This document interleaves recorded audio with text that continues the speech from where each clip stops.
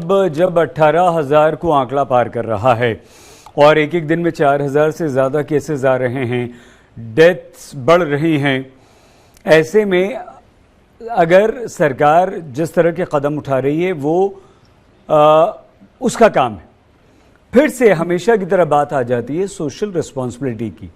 क्या अवेयरनेस की वाकई कमी दिखाई दे रही है? देखिए, मुझे लगता है कि फर्स्ट स्टेप जो है गवर्नमेंट की तरफ से आना चाहिए, क्योंकि जिस तरीके से अगर गवर्नमेंट सामने आकर सीरियसनेस दिखाएगी तो लोगों में भी शायद इसकी जागरूकता दिखाई देगी। आप औपचारिक तरीके से अगर अनाउंस करेंगे कि भारत में एक नया वेरिएंट आया, तो मैं मानती हूँ सरकार इसको एक पैनिक सिचुएशन की तरह भी देखती है, इसलिए वो अभी औपचारिक तरीके से कुछ नहीं कहना चाह रही है। लेकिन कई एपिडेमियोलॉजिस्ट हैं जो बता रहे हैं कि नया म्यूटेशन जो आया है वो फिलहाल इतना खतरनाक भी नहीं है, और इसीलिए शायद सरकार की तरफ से भी इस पर कोई ज्यादा हाईलाइट हमें दिखाई नहीं दे रहा है, क्योंकि पहले जितने म्यूटेशंस आए थे उनसे नए नए सिम्टम्स दिखाई देते थे, उनकी वजह से नई नई प्रॉब्लम्स दिखाई दे रही थी और अस्पतालों के दाखिले बढ़ रहे थे। मैं अब भी आपसे कह रही हूँ कि केरल जैसे राज्यों में भी जहां पर अस्पताल के दाखिले बढ़ रहे हैं, मौत के आंकड़े अगर हम कंपेयर करें पिछले 2 सालों से तो कम ही दिखाई दे रहे हैं अभी भी। और जिस तरीके से जिन लोगों की कोविड से मौत हो रही है उनमें से ज्यादा लोग जो हैं कोमॉर्बिड हैं, ज्यादा लोग उम्र दराज लोग हैं, और इसमें से कई सारे जो लोग हैं उनकी वैक्सीनेशन भी लगी हुई है, लेकिन फिर भी जिन लोगों को बीमारियां हैं जैसे हाइपरटेंशन या डायबिटीज जैसी जो बीमारियां हैं, उनमें ज्यादा दिक्कत अब भी कोविड-19 के कई म्यूटेशन या जितने भी वेरिएंट्स आएंगे वो कर सकते हैं, ऐसा अनुमान डॉक्टर्स भी लगा रहे हैं। इसीलिए सरकार की तरफ से यही दरख्वास्त है लोगों से कि आप अपना दूसरा और तीसरा डोज लगा लें। मिलन, हेल्थ मिनिस्ट्री तो रोज सुबह 8 बजे कोरोना के सारे आंकड़े जारी करती है, तो इसका मतलब क्या हुआ कि क्या हेल्थ मिनिस्ट्री की नज़र एक एक स्ट्रीट पर होती है, एक एक डेथ पर होती है, कोरोना के सारे स्प्रेड पर होती है, और अगर ज़रा सा भी उसमें ऊपर नीचे कुछ दिखाई देता है तो किस तरह से वो लोग रिएक्ट करते हैं? नहीं, बिल्कुल। देखिए, जो आंकड़े हमारे सामने दिखाई देते हैं रोज, जैसे आज 18,000 से ज्यादा केसेस दिखाई दे रहे हैं, ये राज्य जो रिपोर्ट करते हैं वो हैं, और जैसे जैसे जो रिपोर्ट्स भारत सरकार में केंद्र सरकार के पास जाती हैं उसका कोलेशन करके उसको एकत्रित करके डेटा को फिर प्रेजेंट किया जाता है।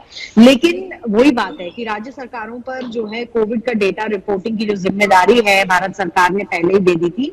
जैसे कई राज्य ऐसे थे जिनके नाम मैं लेना चाहूंगी, जैसे केरल भी, बिहार भी, वो 3,000 मौतों के आंकड़े बैकलॉग में रिपोर्ट कर रहे थे एक ही एक दिन में। तो ऐसा भी देखने को मिला हमें पिछली बारी, और इस बारी फिलहाल हमें ये देखने को नहीं मिल रहा है। लेकिन आने वाले समय में हमें ये जरूर ध्यान रखना होगा कि अगर एक जगह पे कोविड का एक्सप्लोजन होता है तो आगे जाकर हमें और भी जगहों पर ये खतरा मोड़ लेना होगा, और इसकी वजह से जहां वैक्सीनेशन लो होगा, और जैसे हम डिस्कस भी कर रहे थे कल कि केंद्र सरकार की बड़ी पहल इस वक्त यही है कि डोज गैप दूसरी और बूस्टर के बीच भी कम कर दी गई है। अब 9 महीने नहीं रुकना होगा, सिर्फ 6 महीने के बाद आप बूस्टर डोज ले सकते हैं। उससे भी कोविड से बचाव हो सकता है। कुछ लोगों में जिनमें ज्यादा कोमॉर्बिडिटीज हैं वो अपने आप को प्रोटेक्टेड फील कर सकते हैं। हाँ, इन्फेक्शन होगा लेकिन जो सिवियरिटी ऑफ इन्फेक्शन नहीं होगी, डेथ नहीं होगी।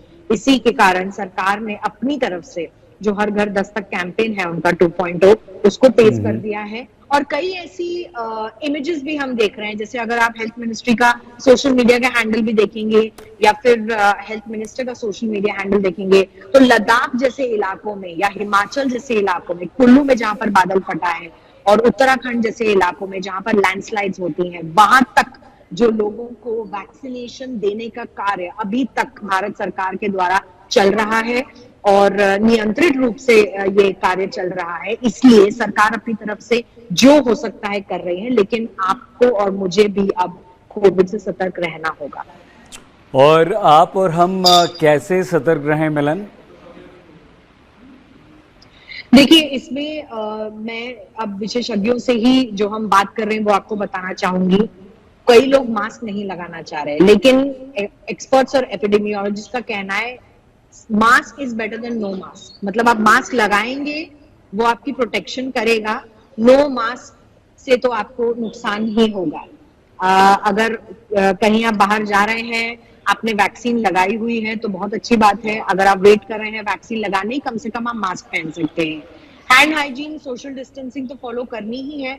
और क्योंकि अब समय आ गया है कि हम अब घर से बाहर निकलना बंद नहीं कर सकते, बाजार जाना बंद नहीं कर सकते, व्यवसाय, नौकरी और कई ऐसी चीजें, शादियां, पार्टियों में, गैदरिंग्स में जाना बंद नहीं करना चाहते, तो कम से कम मास्क लगाने से हमारा बचाव हो सकता है।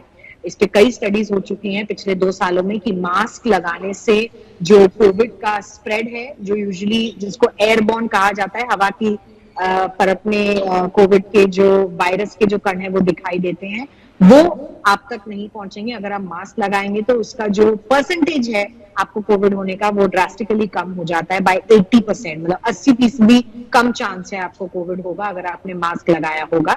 तो इसलिए डॉक्टर्स का रिकमेंडेशन मास्क पर अभी भी है, लेकिन कई ऐसे लोग हैं जो मास्क नहीं लगाना चाहते। स्पेशली जब बच्चों की बात करें, स्कूलों में बात करें, गर्म मौसम जहां पर है और 47 डिग्री 50 डिग्री टेम्परेचर तक हम देखते हैं भारत में, जो नॉर्थ इंडिया में टेम्परेचर होता है, वहां पर लोग मास्क नहीं लगाना चाहते, बच्चे खासकर मास्क नहीं लगाना चाहते। तो सबसे पहला खतरा ये होता है कि स्कूलों में अगर केसेस बढ़े तो बच्चे ये केसेस घर ले आएंगे और फिर घर में पेरेंट्स और बुजुर्गों को कोविड हो जाएगा। इसीलिए सावधानी रखना जरूरी है। लेकिन मैं ये जरूर कहना चाहूंगी सईद कि ये बहुत बड़ी प्रॉब्लम है कि हमारी बूस्टर का अपटेक अभी तक ज्यादा नहीं रहा है। सरकार भी इस वक्त चिंता जो व्यक्त कर रही है। और दूसरा ये कि बच्चों की वैक्सीनेशन को लेकर काफी डिले रहा है।